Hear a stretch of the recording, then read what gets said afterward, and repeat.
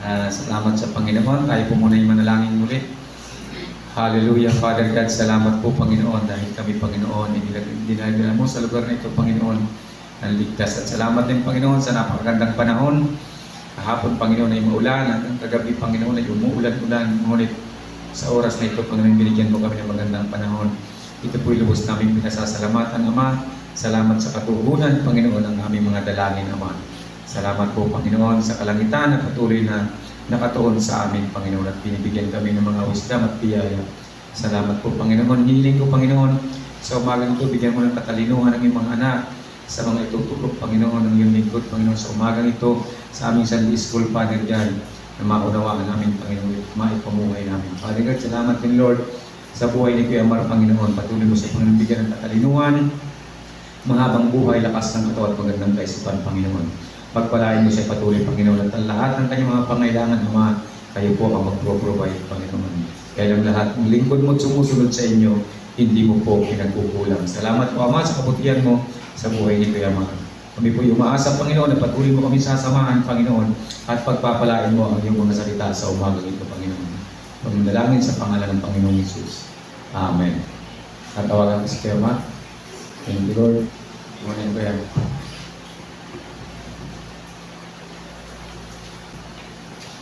Praise the Lord. Hallelujah. Good morning po. Sa mga tawag nito, mga nagdiriwang ng mga kaarawan, binabati ko kayo. Amen. Yung kay Ate Christine birthday nung nakaraang linggo, salamat dahil niloob ng Diyos na family day, nakalibre na ako sa pagkanda. Kaya purihin ang Diyos. Papansin lang. At syempre, sabi nga, ang taong naglilingkod sa Diyos, kailanman ay hindi pagkukulangin ng Panginoon. At totoo naman yung pastor dahil salita ng Diyos yun eh. Hindi natin po piling balingin yun. Sa umagang ito, ang kalimitan po kasing maririnig natin sa mga Sunday school o sa maging sa ganitong worship service. Kapag kami bata pa sa pananampalataya ang pinag-uusapan ay kalimitan tungkol sa mga basic about salvation. Kung sabi ni Paul, ito ay mga gatas muna ang ating pong ibinibigay sa mga bata pa sa pananampalataya. Ngunit sa mga may wastong gulang na sa pananampalataya, ang kanyang mga ibinibigay ay ang mga matigas ng pagkain. Pwede ng mga karne, ikama, o yung mga solid food, ikama. Which is, totoo naman. Kasi kapag kami yung bata pa tayo sa pananampalataya, normally, pag may maririnig tayong mga katuruan na parang medyo mabigat sa ating pangunawa, nagiging dahilan minsan ito para yung iba ay umalis. Tandaan natin yung panahon ni Kristo, pag nagsalita siya ng medyo mabigat ng mga pangungusap, ay iniiwanan siya, karamihan nagsisiuwi, iniiwanan yung Panginoon. Dahil hindi namin matanggap yung mga turo na ganyan. Hindi namin masigmura. Kasi kalimitan, di ba, pagturo sa panahon na yun, yung mga Parisiyo, parang palaging the whole year round, pabibig, puro gatas, ay nakatikim sila ng medyo sulit na pagkain galing sa Panginoon. Kaya yung mga iba nagsisi-alis.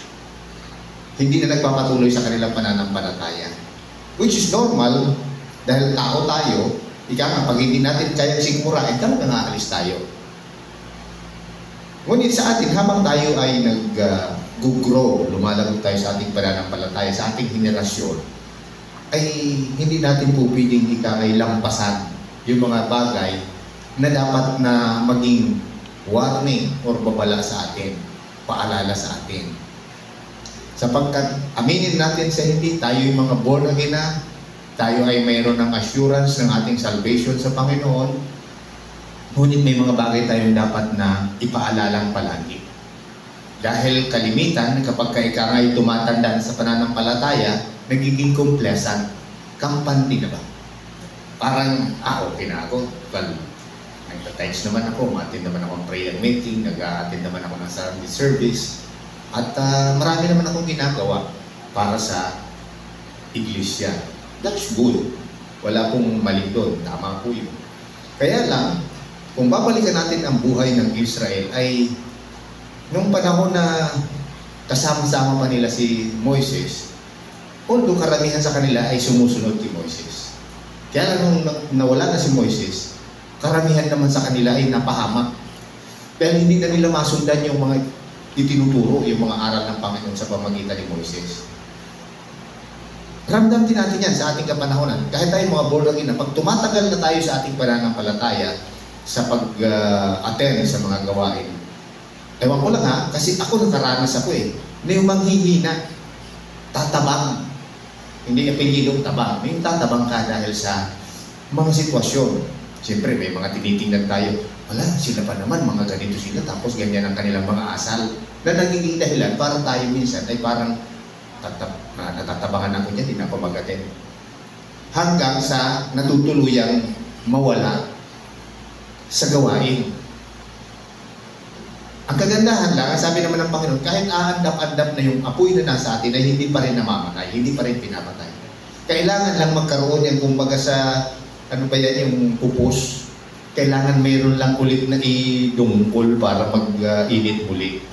So, napaka-importante yung reminder. Napaka-importante yung follow-up sa mga kapatid na nakararanas ng panghihina. Maaring sa atin ngayon dahil mga mag-2 years old, ano ba tama ba? Mag-2 years pa lang ang gawain, medyo mainit pa yan hanggang 3 years. Pero kailangan natin mabantayan ito. At kailangan natin itong laging ikangay paalalahanan na hindi tayo po pwedeng maging kumpiyansa or complacent sa ating pananampalataya. Ang ating pong teksto, mababasa natin sa Matthew 25, patungkol sa 10 birhen. Tandaan natin, they are all Christian. They are all born again. Unfortunately, may kalahating naiwan at may kalahating nakasama pagpasok ng Panginoon sa bulwagan. Pag tinukoy kasi yung kasalan, it is pertaining to the heaven. Kasi kung halimbawa yung ating ditong kasalan na ginagawa sa mundo, pag ikaw ay naimbitahan at pumunta ka, ay normal. Parang proud ka kasi among the million of Filipino people na imbitahan ka sa kasalan. Napaka-importanting okasyon. Sa Panginoon ay ganon din. Sa pagpasok sa kingdom ng Panginoon ay ganon din. Maraming iniimbitahan, marami din naman ang umaayaw, maraming tumatanggi. Ang sabi nun sa ibang bagay na kasulta, ay pagpasensyahan nyo ng kami mga kapatid kasi may may bukid akong nabili, kailangan kong puntahan. Yung isa naman ay, Brad, pasensya na kasi yung aking nabiling baka, titistingan ko muna. Pasensya na kayo ha. Yung isa naman sabi, uy, pasensya na Brad kasi kakakasal ko pa lang. Hindi ko pwedeng iwanan yung akin. Siyempre, pag bagong kasal na intindihan natin yun. So, those are the common and basic mga rason ng mga tao with regards sa mga importanteng imbitasyon para hindi pinapahalagahan. Kaya pag naimbitahan tayo, birthday man yan, kasalan man yan, o ano man yan, puntahan natin. Huwag na tayo magdala ng plastic. Tupperware na, para sigurado pag-uwi, medyo safe yung may sabaw, pwede ano ba yung tinuturo ko? Hindi, ibig ko sabihin, pag binigyan ho tayo ng imbitasyon, importanteng imbitasyon, huwag ho natin palampasin. Ganon din po kasi sa kingdom ng Panginoon. Huwag na tayong magrason, huwag na tayong magdahilan. Pakibasa nga po natin yung Matthew chapter 25, verse 1 to 13. Sino may malakas-lakas dyan na mikropono? Pakibasa nga po, maikli lang naman ito. 25, 1 hanggang 13.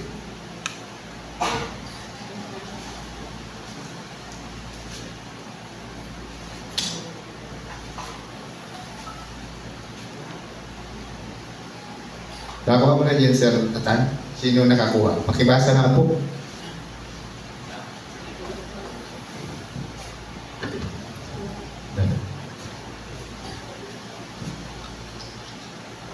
Ang kaharian ng langit ay maitutulad dito. May 10 dalagang lumabas upang sumalubong sa lalaking ikakasal. Bawat isa ay may dalang ilawan. Ang 5 sa kanila'y hangal. at may 5 na may matatalino. Ang mga hangal ay nagdala ng kanilang mga ilawan, ngunit hindi nagbaon ng langis.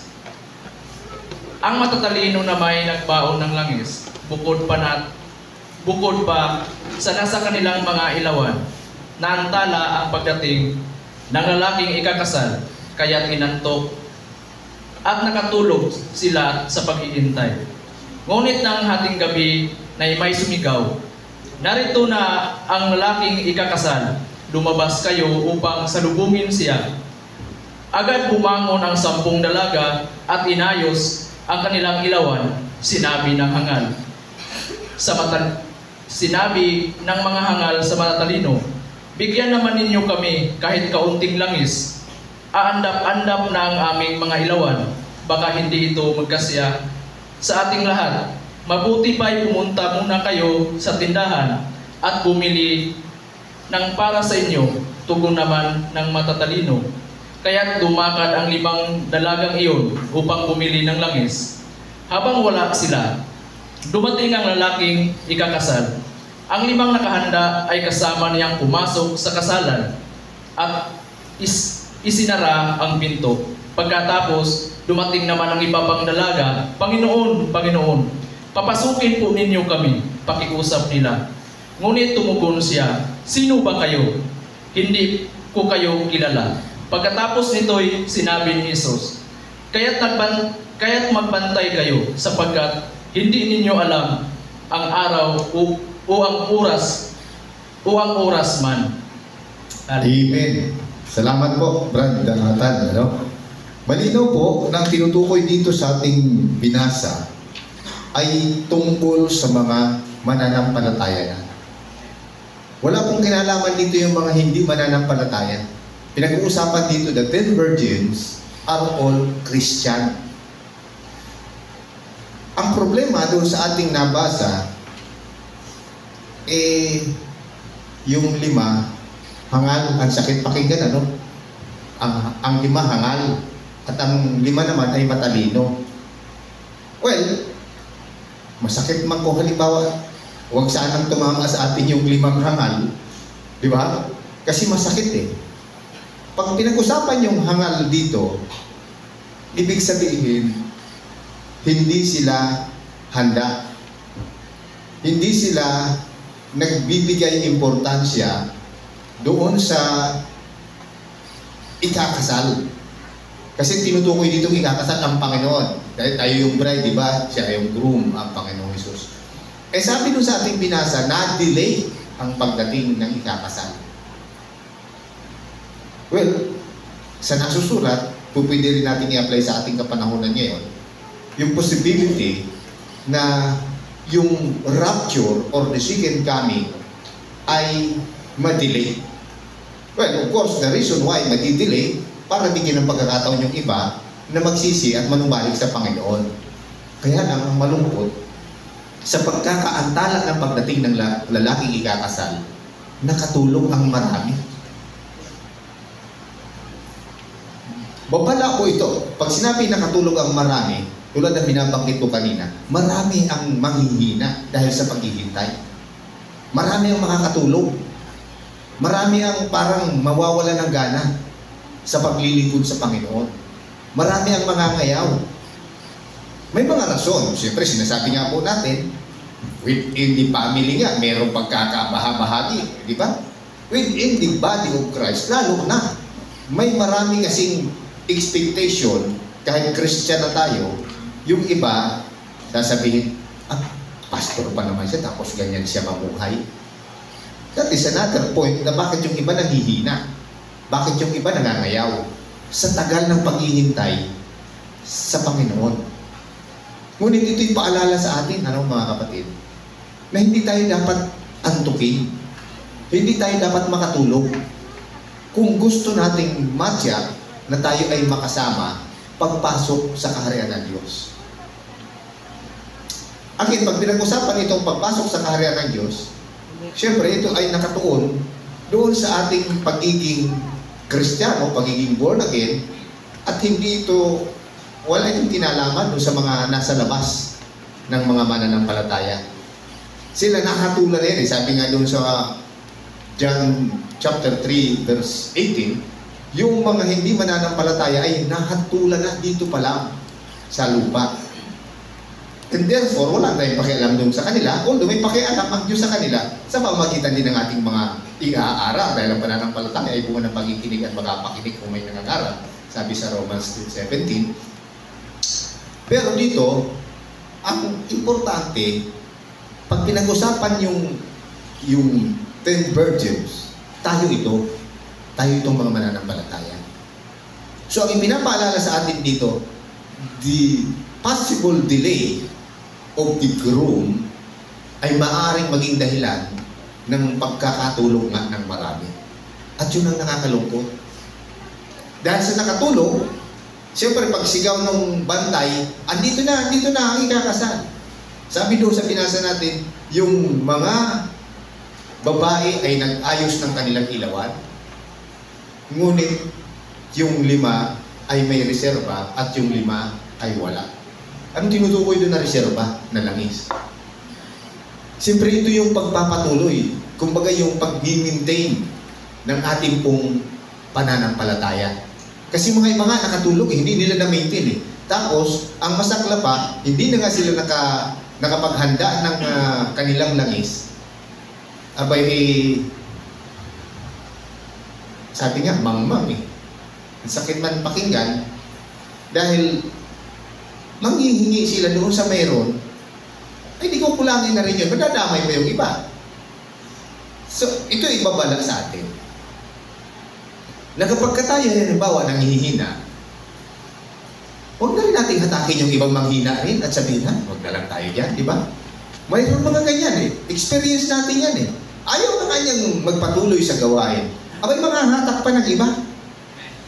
Hanggang sa nagiging biktima na tuloy sila ng ibang klaseng turo na malayo sa turo ng Panginoon.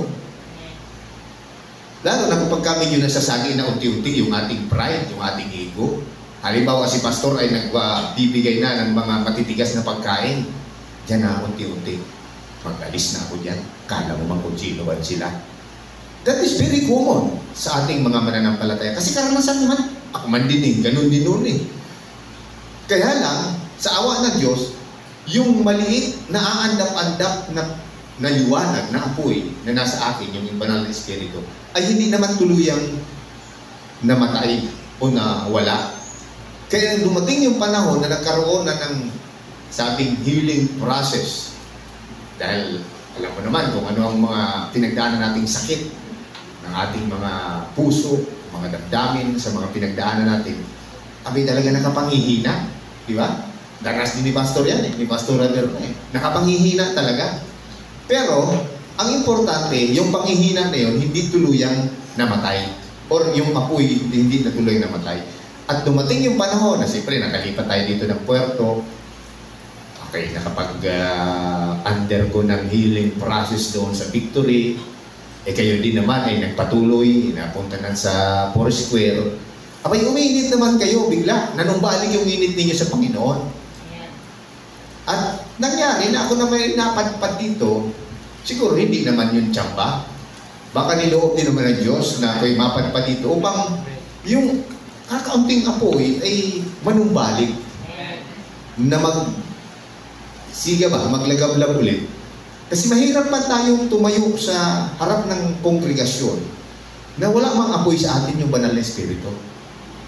Kaya niloob ng Diyos na mapunta rin ako dito para kung anuman yung ating karanasan ay maibahagi din dito. At yung karanasan ay maaaring magpapanumbalik din sa mga nanghihina. Kasi wala namang Kristiyanong accepted dito eh. Lahat tayo manghihina. Tandaan natin yan. In 3 years time, pwede tayong masigla, pwede tayong mainit. Ngunit darating yung panahon, sabi ko nga, habang tumatagal, ay manghihina. Doon sa binasa natin mismo, kung babalikan natin, nakakatulog yung iba. Talagang iniiwanan yung gawain. Dormant. Walang function. Ni hindi nag-share ng gospel, ni hindi nananalangin, ni hindi nagbabasa ng Biblia. Tulog, as in tulog. Which is yun ang delikado. Na kapag dumating na yung Panginoon, rapture na, pag sinabing rapture na, ay tulog, ano mangyayari sa hindi ka nakabantay? Bakit hindi ka makasama? Tandaan natin, ang rapture ay hindi kwento-kwento lang. Mangyayari yan katulad ng panahon ni Noe, na ang lahat ng tao ay busy-busy sa paggawa ng kanilang mga pangkaraniwang gawain. Siyempre, pag sinabing pangangailangan, yung aking pagpapaaral sa mga anak, importante, priority ko ito, kailangan makapagpatayo ako ng bahay, kailangan ito sa akin, kailangan ko magtayo ng negosyo sapagkat kailangan ko ito. Yes, that is good. Kailangan ng tao yun. Pero ang pinakamahalaga ay hindi po mamamatay yung ating pananampalataya. Hindi mawawala yung ating paglalagay ng langis, which is pananalangin, pag-aaral ng salita ng Diyos, pakikipag-fellowship, at pinakamahalaga, yung paggawa ng mabuti sa kapwa. Dito natin titingnan, mga kapatid, yung ating kalagayan. Marami ang Kristiyano. Yes, they are Christian. Nagbabasa ng Biblia, nananalangin, nagtatites, nag-ooperate, nagbibigay ng lahat para sa Panginoon. Unfortunately, parang religious activities na lang. Hindi na siya yung bunga ng pag-ibig. Tandaan natin sa last part nitong 25 ng Matthew, ang paghatol ng Diyos ay nakabase hindi na doon sa iyong pangangaral, hindi na doon sa iyong mga religious activities, kundi nakabase na doon sa kung anong ginawa natin sa ating kapwa. Marami namang Kristiyano na hindi naman talaga umiibig sa kapwa. Sabi ko nga problema mo yan, bakit ko po problemahin? That is our nature May dapat man akong asikasuhin sa aking pamilya. Pamilya mo man yan, bahala ka man yan. Pero sabi ng Panginoon, sa kanyang paghatol doon sa 25,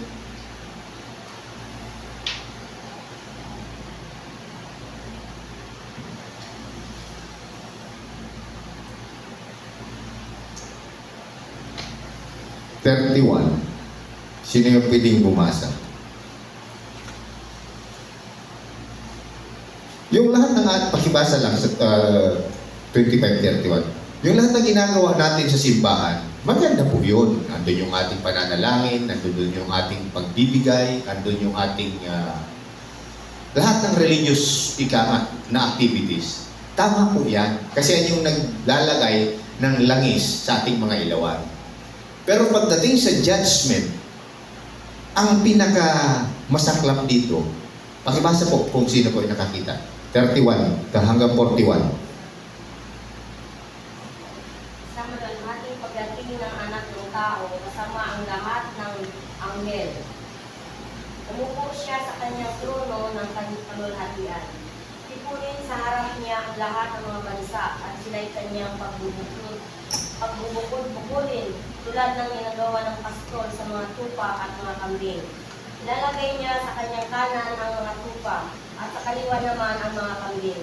Kaya sasabihin ng hari sa mga nasa kanan niya, "Halik kayo, mga pinagpala ng aking ama, pumasok kayo at tanggapin ang kahariang nihanda para sa inyo, mula pa nang likhain ang daigdig.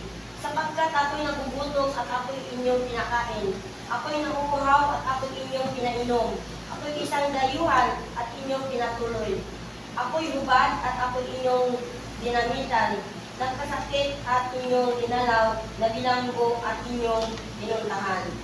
Sasagot ang mga matuwid, "Panginoon, kailan po namin kayo makikitang nagutom at ang aming pinakain, o nauuhaw ang aming pinainom? Kailan po kayo naging dayuhan at aming pinatuloy, o kayo'y hubad at aming dinamtan? At kailan po namin kayo nakikitang nagkasakit o nabilanggo at kayo'y aming dinalaw?" Sasabihin ng hari, "Tandaan ninyo nang gawin ninyo ito sa pinakahamak sa mga kapatid kong ito, sa akin ninyo ito ginawa." Sasabihin naman niya sa mga nasa kaliwa, "Lumayo kayo sa harapan ko, kayong mga isinumpa, doon kayo sa apoy na di namamatay at na inihanda para sa diablo at sa kanyang mga kampoy." Amen.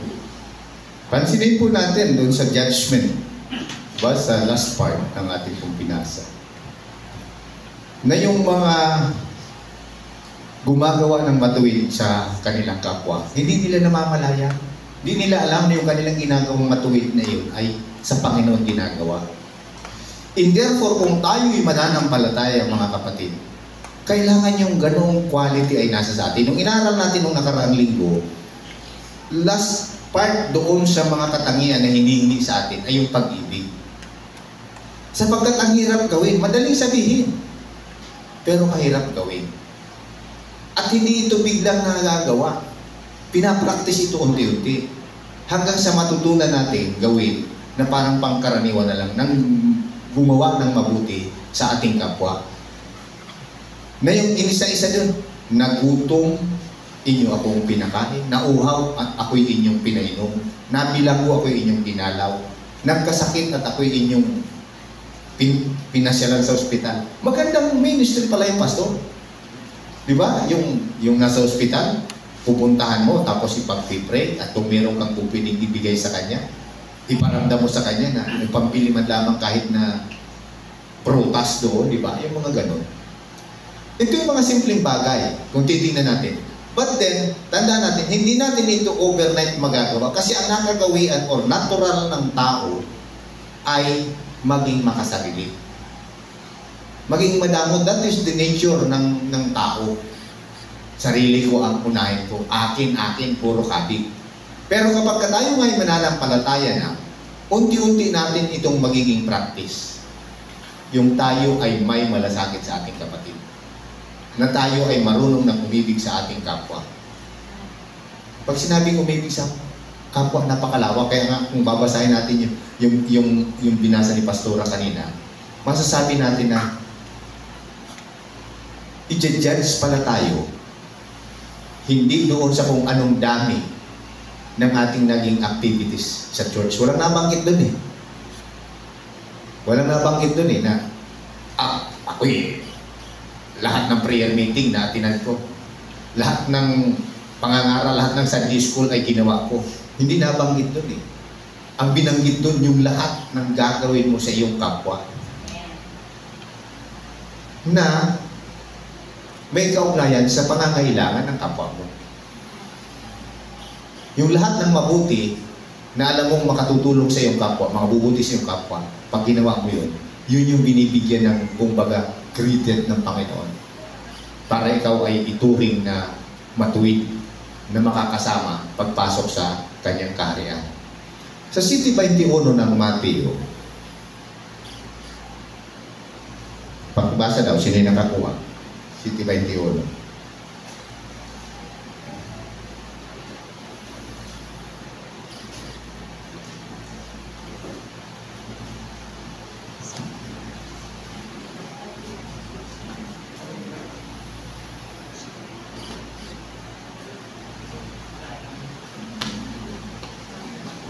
Nakita niyo na po? Hello. Pakibasa hanggang sa 23. Hindi lahat ng tumatawag sa akin, Panginoon, Panginoon, ay papasok sa kaharian ng langit, kundi ang tao sumunod sa kalooban ng aking Ama na nasa langit. Sa araw ng paghuhukom, marami ang magsasabi sa akin, Panginoon, hindi ba't isa sa iyong pangalan ay nangaral kami, nagpalayas ng mga demonyo, at gumawa ng mga himala? Ngunit sasabihin ko sa kanila, hindi ko kayo kilala, lumayo kayo sa akin, kayong mga gumagawa ng kasamaan. Amen po. Iyon. At kung magkagayong ipapahayag ko sa kanila kailanman, hindi ko kayo nakikilala. Magsilayo kayo sa akin, kayong mga paggawa ng katampalasanan. Mga lingkod ng Diyos ito na tinutukoy dito.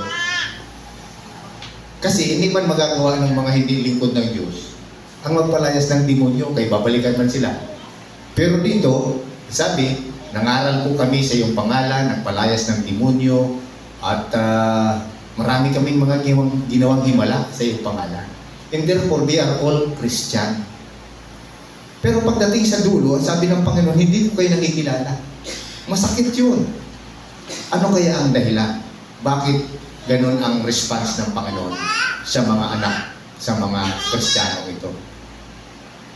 Again, kung nangangaral tayo, lingkod tayo ng Diyos, pero hindi natin magawa yung pag-ibig sa ating kapwa, useless lahat yung ating pong mga pagpapagal para sa relihiyon. Sayang. Kaya nga doon sa ating inaral nung nakaraang linggo, na yung mga katangiang ating nabanggit doon, o nabanggit doon sa kasulatan na ating inaral, ay kailangan taglayin natin upang hindi mawala ng kabuluhan yung ating pananampalataya. At inulit dito sa ating binasa sa 25, na hindi naman tinutukoy yung kanyang mga naging activities sa relihiyon. Sa halip, yung kanyang mga ginawa sa kapwa, yun ang binigyang halaga ng Panginoon.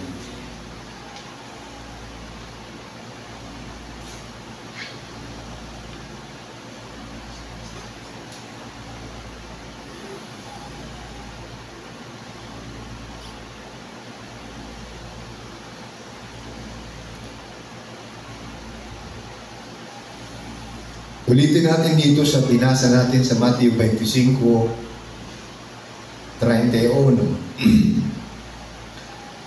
Datapot pagparito ng anak ng tao na nasa kanyang kaluwalhatian na kasama niya ang lahat ng mga anghel, kung magkagayoy duluklok siya sa luklukan ng kanyang kaluwalhatian. At titipunin sa harap niya ang lahat ng mga bansa. At sila'y pagbubukod-bukurin niya na gaya ng pagbubukod ng pastor sa mga tupa at sa mga kambing.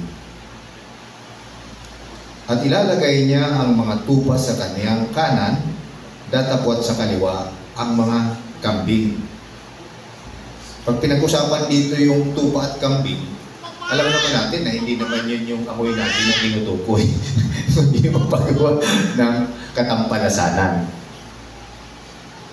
At ilalagay niya ang mga tupa sa kanyang kanan at sa kaliwa ang mga kambing. Kung magkakayo sasabihin ng hari sa mga nasa kanyang kanan, magsiparito kayo mga pinagpala ng aking ama. Manahin ninyo ang kahariang nakahanda sa inyo, buhat ng itatag ang sanglibutan. Sapagkat ako'y nagutom at ako'y inyong pinakain, ako'y nauhaw at ako'y inyong pinainom, ako'y naging taga-ibang bayan at inyo akong pinatuloy. Naging hubad at inyo akong dinamtan, ako'y nagkasakit at inyo akong dinalaw, ako'y nabilanggo at inyo akong pinaroonan. At kung magkagayo, sasagutin siya ng mga matuwid na mga nagsasabi, Panginoon, kailan ka namin nakitang nagutom at pinakain namin o nauhaw at pinainom ka? Kailan ka namin nakitang isang taga-ibang bayan at pinatuloy ka, hubad at pinaramtan ka? At kailan ka namin nakitang may sakit o nasa bilangguan at dinalaw ka namin?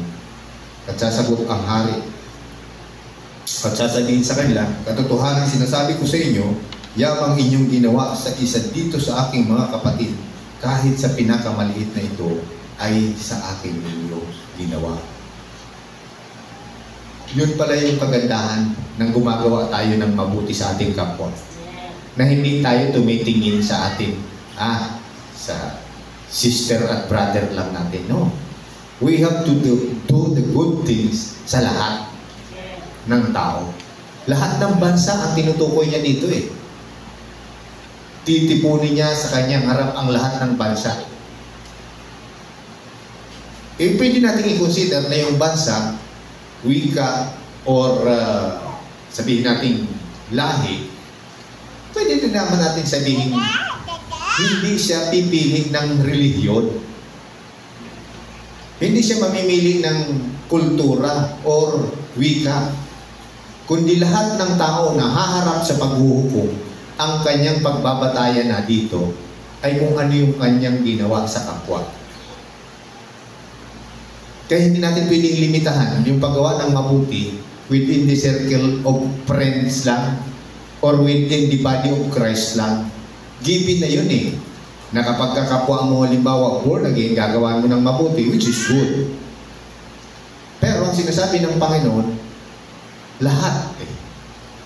And therefore, reminder sa atin na yung ating paggawa ng mabuti ay according doon sa kung ano yung pag-ibig na ipinakita ng Panginoong Hesus.